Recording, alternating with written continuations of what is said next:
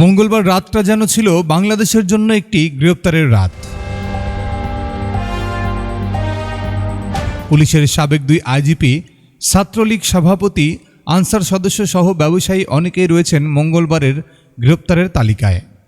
রাজধানীর মোহাম্মদপুর থানা ছাত্রলীগের সভাপতি নাইমুল হাসান রাসেলকে গ্রেপ্তার করেছে র্যাপিড অ্যাকশন ব্যাটালিয়ন র্যাব। মঙ্গলবার রাত 10:15টার দিকে মোহাম্মদপুর থানায় তাকে হস্তান্তর করা হয়।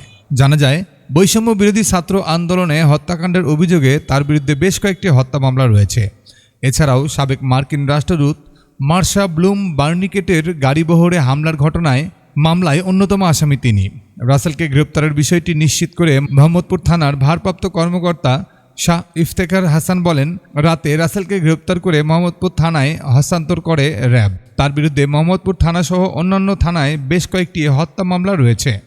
তবে র্যাব তাকে কোন জায়গা থেকে গ্রেপ্তার করেছে সে বিষয়ে কিছুই জানা যায়নি। অন্যদিকে রাজধানীর সচিবালয় এলাকায় আনসার সদস্য কর্তৃক হামলা ও ভাঙচুরের ঘটনায় 2 আনসার সদস্যকে গ্রেপ্তার করেছে পুলিশ। মঙ্গলবার তাদের গ্রেপ্তার করা হয়। গ্রেপ্তারকৃত আনসার সদস্যরা হলেন সোহাগ মিয়া ও মিজানুর রহমান তুহিন। তারা আন্দোলন সমন্বয়ক হিসেবে দায়িত্ব পালন করছিলেন ঢাকা জেলায়। পুলিশ আনসার সদস্য সোহাগ মিয়াকে সাভার থেকে গ্রেপ্তার করে।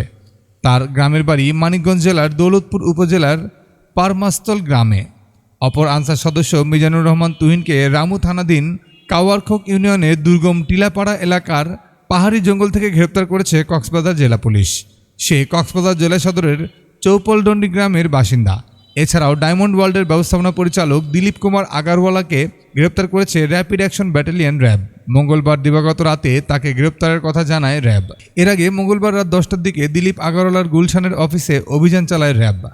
সংশ্লিষ্ট সূত্র জানায়, অফিসের ভিতরে কী রয়েছে তা খতিয়ে দেখতে তল্লাশি চালানো হয়েছে। এদিকে ডায়মন্ড ওয়ার্ল্ডের স্বার্থ সংশ্লিষ্ট ব্যক্তিদের বিরুদ্ধে মানি লন্ডারিং অনুসন্ধান শুরু করেছে পুলিশের অপরাধ তদন্ত বিভাগের ফাইন্যান্সিয়াল ক্রাইম।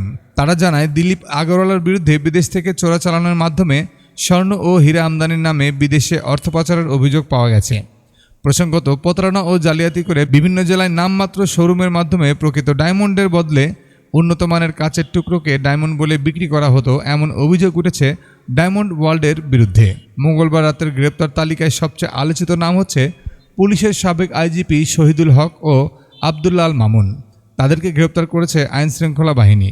মঙ্গলবার দিবাগত রাতে আবদুল্লাহ আল মামুনকে ঢাকা ও শহীদুল হককে উত্তরা 16 নম্বর সেক্টর থেকে গ্রেপ্তার করা হয়।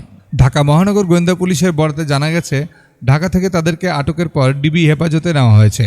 ডিএমপি জানায়, চৌধুরী আবদুল্লাহ আল মামুনের বিরুদ্ধে মামলা হওয়ায় সেনা হেফাজতে থাকা অবস্থায় আত্মসমর্পণের ইচ্ছা প্রকাশ করায় আজ রাতে পুলিশ তাকে হেফাজতে নেয়। সর্বশেষ খবর পেতে বিডি ফোকাস নিউজের সঙ্গে থাকুন।